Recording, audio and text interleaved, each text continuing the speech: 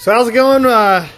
Took my kids to the gas station in 1-6, so we're waiting on my father-in-law. I talk a lot about this tree. Imagine cutting this tree and chopping it for firewood. So I've got a couple demonstrations in here. Explain how this tree happened, and I pulled a bud from that old buckeye that got struck by lightning. So we're going to talk about what I love to talk about is the golden ratio, how nature has built in the ability to take advantage of the environment around it. So a seed is a genetic blueprint, but it's built in to be able to react to the environment. So let's first look at a wheat plant that I pulled out here, and this shows you this is a volunteer wheat plant. Look how many tillers is on there. There's an insane amount of flex in a plant, and I don't know how many that is. But the point is it's so important, the initial trigger.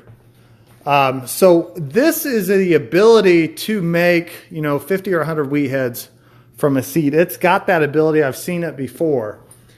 And I'll talk a little bit about bought inputs, but mostly about free finite resources. But I just made a chart here to show you why I chase after these wide rows. Economically, it's a lot better to use your wheat kind of a cash cover crop. You can see the numbers up here compared to if we put it all in the wheat and we put all these seeds out here, you end up spending another $100, $150 in seed, and you got about $200 less in revenue. So we kind of want to be in this middle area where we gain a lot of revenue, increase our costs. Here's that manure application thing I was talking about, $247 for 4,000 gallons. So you've got that. You go into soil test analysis, and another, I don't have a page for that. Anyway, I digress. But I want to show you this buckeye because I thought this is pretty cool. I opened this up the other day. I cut it up with a knife, and let me put this down on this right here so you can see. Whoa. Okay. Open this guy up. Hopefully you can still see me. What's really cool is it has got it's got everything it needs for that twig right there. It's got probably 15, 20 leaves.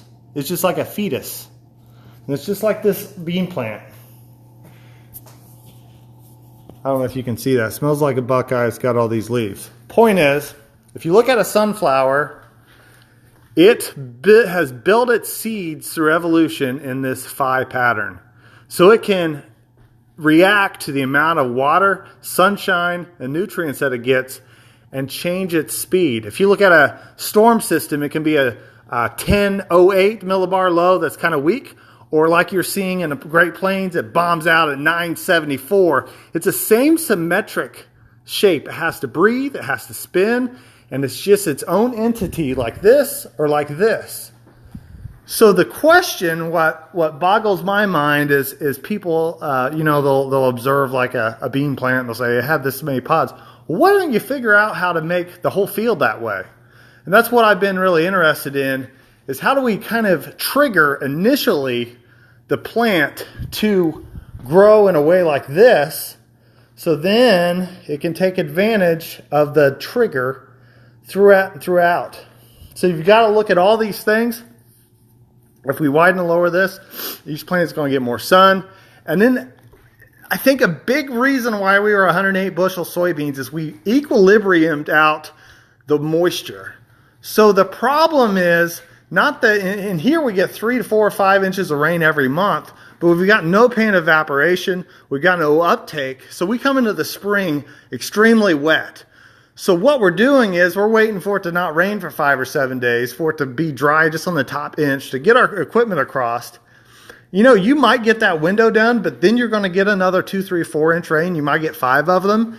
So you're going to have these periods of extreme stress with our summer annuals. So having these soldiers out here makes this line more equal. And this is your target to where you can go out in September and really reap the rewards, is trying to find this equilibrium where these roots work together to save more root hairs for your summer annual.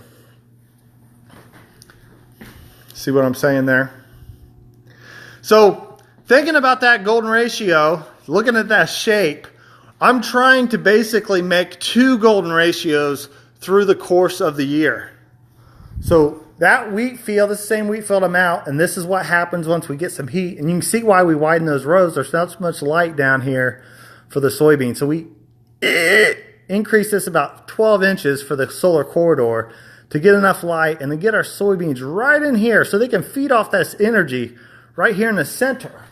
So basically you're allowing this wheat to Mufasa out, and at that time you got the beans right here, but as soon as we take this out of the way, then the soybeans can start to expand. And it's just like that sunflower. It's got the genetic expression, the genetic blueprint in the shape, but it can't recognize its environment. It can't go Mufasa unless it has sun, water, and nutrients.